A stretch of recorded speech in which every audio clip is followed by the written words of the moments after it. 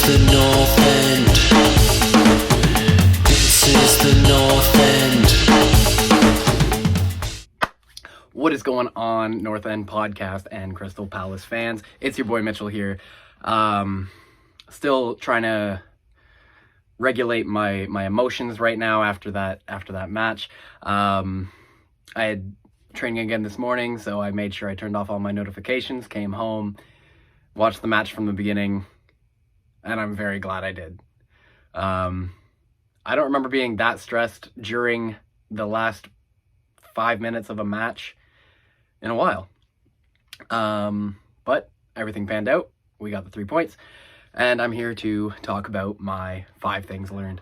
So first, I want to start off with some of the negatives. You know, we do come away with 3 points and the victory, but honestly, I think the next team meal should just be baby food with how toothless we are in front of net. No real clinical chances going on. You know, we can't finish. It seems like we can't finish. There should have been, I don't know, 3 or 4 goals from us. But we couldn't put them away. And I don't want to say we got lucky, but an element of it. Yeah. Another point I want to say is, leading with that, this team doesn't quit. And that's one thing I love about Palace, is that this team doesn't quit.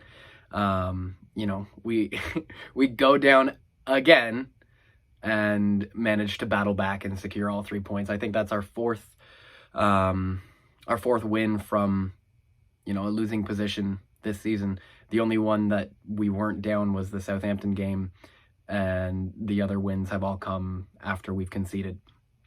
So it's really great to see the direction that this club is going in, considering the past couple of years we may have, you know, conceded and then given up, or conceded, pegged one back, and then just kind of played for the draw. I really like that we went for it. I really like what Patrick Vieira is doing with the style of play that we have, that we're not just sitting back, we're not just throwing, you know, all of our CDMs on for our attacking players so that we can sit back and absorb pressure. It's a good time. It's a good time. Yeah. Next, I would like to talk about the one and only Joachim Andersen. Boy, oh boy, this man. First of all, got to be one of the most attractive men in the Premier League. You look at the guy and you just wish you looked like him. I know I do. But his defensive abilities, just watching him read the hips of a player and be able to either A, go in and make a challenge, B, take away the space, or, you know, C, cut off a pass, is just unreal. And I have to give props to Dougie Friedman for bringing him in along with Marc Guéhi. You know, it's just unreal. And I put down in my notes that if I were in charge of the Danish national team, he would be my first name on the team sheet.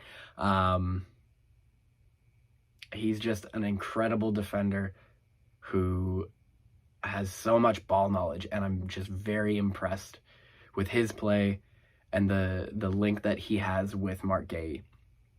To go back to another defensive-minded player, we saw Cheick Doucouré pull up with an injury. Not great. Not very great. Considering he just got back from his suspension. Not what we want to see as Palace fans. And so with him going off, it's a little scary. It's a little scary to know that, you know, our $21 million central defender, or central midfield, you know, CDM, is now going to probably miss another game. I don't know. I'd rule him out for the Carabao Cup, but who knows about next weekend. I did think Luka held his own when he came on. I thought it was interesting that Luka was the club captain and didn't get the armband from Mark Gay, but I genuinely don't care about that stuff. So I'm just a little concerned about Cheick Doucouré. I hope he's good. Hopefully we'll find out more either this afternoon or tomorrow, and hopefully he's fit enough for the Forest game on Saturday. Finally, all I have written in my notes is +3, because that is all I need to put. You know, I've said this on here before, that it just being a Palace fan, it just feels good to win. It feels good to get those 3 points. It feels good to look at the table and see that we're up in 10th, and that, you know, we have a difficult midweek cup match. You know, we have to go up to St. James Park and play a Newcastle team who is hot. Like, it's not a hot take. They're a hot team right now. But I think we look towards Saturday. We look towards going to the City Ground, playing Forest. You know, they're bottom right now. Could be a banana skin game, as HLTCO likes to put it. But as for right now, I'm just gonna bathe in this 3 points, and we'll take it. So with that, I do obviously need to talk about Olise's goal. Wow. Just wow. I mean, like, clinically, it was a decent goal. It had a deflection, but emotionally, wow. An unreal bit of football. And I remember I was standing in front of the TV, and he has the ball comes to Olise, and I remember I'm watching it by myself, and I'm like, okay, left foot, puts it on his left. I'm like, he's gonna hit it. Hits it, takes a deflection. I originally thought it had gone wide, and then the commentators were saying it went in.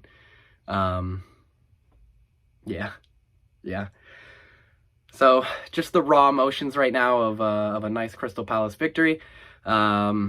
We go again midweek for the Carabao Cup. I likely won't be doing a video for that, just because it's midweek. I likely won't be able to watch the match.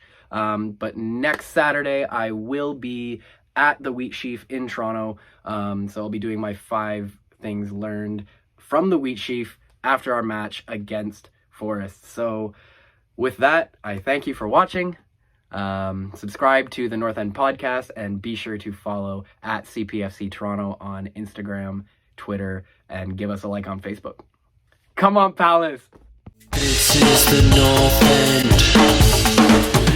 This is the North End.